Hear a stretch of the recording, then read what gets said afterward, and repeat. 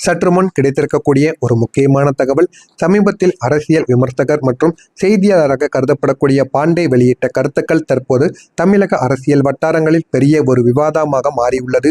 குறிப்பா விஜய் அரசியலுக்கு வந்த பிறகு தமிழகத்தின் பாரம்பரிய அரசியல் அமைப்பு மாறும் நிலையில் இருப்பதாகவும், அதற்கு எதிராக பழைய பெரிய கட்சிகள் எல்லாம் இந்த ஒரு நேரத்தில் விஜய்க்கு எதிராக திரும்பியதாகவும் அனைவராலும் பல விவாதங்களில் குறிப்பிடப்பட்டுதான் வந்து கொண்டிருக்கிறது. ஆனால் முதலில் மிகவும் முக்கியமாக புரிந்து கொள்ள வேண்டியது என்ன தெரியுமா? டிஎம்கே பிளஸ் ஏடிஎம்கே கூட்டணி உறுதி. அதை யாராலும் மாற்ற முடியாது. விஜய்க்கு எதிராக ரகசிய திட்டங்கள் ஓடிக்கொண்டிருக்கிறது என்கிற மாதிரியான சில தகவல்களும் இதுவரைக்கும் வெளியாகி கொண்டிருக்கிறது சில யூடியூப் சேனல்களில். ஆனால் இது எதுவும் அதிகாரப்பூர்வமாக இன்னும் வரவில்லை. நம்ம காத்திருந்து காணலாம் இது நடக்குமா நடக்காதா என்பதை. ஆனால் இன்னும் இது வெளியில் வரவில்லை. இதை யாரும் நம்பாமல் இருப்பதுதான் மிகவும் நல்லது. பாண்டே கூறிய முக்கியமான விஷயங்களில் ஒன்று, விஜயின் மிகப்பெரிய பலம் இளைஞர்களும் முதல் டைமாக ஓட்டு போடக்கூடிய நபர்களும் தான் அவருடைய மிகப்பெரிய ஒரு பலமாக இருப்பார்களாம். ஆனால் அதே ஒரு நேரத்தில் அரசியல் அனுபவம் இல்லாதது டிவிகேவின் மிகப்பெரிய ஒரு சவாலாக மாறலாம் என்றும் அவர் கூறியிருக்கிறார். குறிப்பா பூத் லெவல் விஷயங்களிலும், டிஸ்ட்ரிக்ட் லெவல் லீடர்ஷிப் விஷயங்களிலும், மேனேஜ்மெண்ட் போன்ற விஷயங்களில் பழைய கட்சிகளுடன் போட்டியிடுவது மிகவும் கடினம் என்றும் அவரால் கூறப்பட்டது.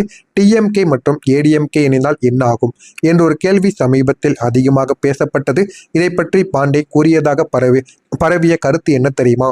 இந்த மாதிரியான சில விஷயங்கள் நடந்தால் அது விஜயின் வாக்கு வளர்ச்சியை தற்காலிகமாக கட்டுப்படுத்தக்கூடுமாம்.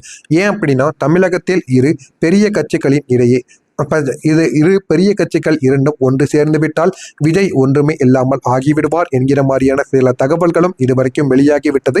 ஆனால் இதுவரைக்கும் டிஎம்கேவும் ஏடிஎம்கேவும் சேரும் என்கிற மாதிரியான சில தகவல்கள் எதுவும் இதுவரைக்கும் வெளியில் வரவில்லை. அதனால இதை பற்றி யாரும் எதுவும் பேச வேண்டாம். ஒருவேளை கூட்டணிகள் சேர்ந்தால், கூட்டணி சேர்வதற்கான வாய்ப்புகள் இருந்தால் விஜயால் ஒன்றுமே பண்ண முடியாது. விஜய்க்கு அது மிகப்பெரிய ஒரு மைனஸாக மாறிவிடும் என்று அனைவராலும் கூறப்பட்டுத்தான் வந்து கொண்டிருக்கிறது. யாரும் எதிர்பார்க்காத திருப்பம் என்று தற்போது பேசப்படுவது டிவிகே வளர்ச்சியை அனைவராலும் ஏற்றுக்கொள்ள முடியவில்லை. அதுவும் பழைய கட்சிகளால் பார்க்கவே முடியவில்லை என்பதுதான் மிகப்பெரிய ஒரு பிரச்சனையாகவும் இருக்குமாம். இதற்கு விஜய் எடுக்கக்கூடிய அடுத்த திட்டம் என்ன என்ற கேள்வியும் தற்போது முக்கியமாக பேசப்பட்டு வருகிறது. அரசியல் விமர்சகர்கள் கூறுவது என்ன தெரியுமா? விஜய் உடனடியாக அதிகார அரசியலை விட நீண்ட நாட்கள் எப்படி கொண்டு போக வேண்டுமோ அதில் அவர் போக்கஸ் செய்து கொண்டிருக்கிறார் என்கிற மாதிரியான அடுத்த திட்டங்கள் கூறப்பட்டு வருகிறது. அதாவது மாவட்ட அளவிலான நிர்வாக அமைப்பும், மாணவர்கள் மற்றும் இளைஞர்கள் அணிகளும், டிஜிட்டல் பிரச்சாரங்களும், அது மட்டுமல்லாமல் சில மக்கள் தொடர்பு ஆகியவற்றை அதிகப்படுத்தலாம் என்கிற மாதிரியான சில விஷயங்களும் இதுவரைக்கும் கூறப்பட்டு வந்து கொண்டிருக்கிறது.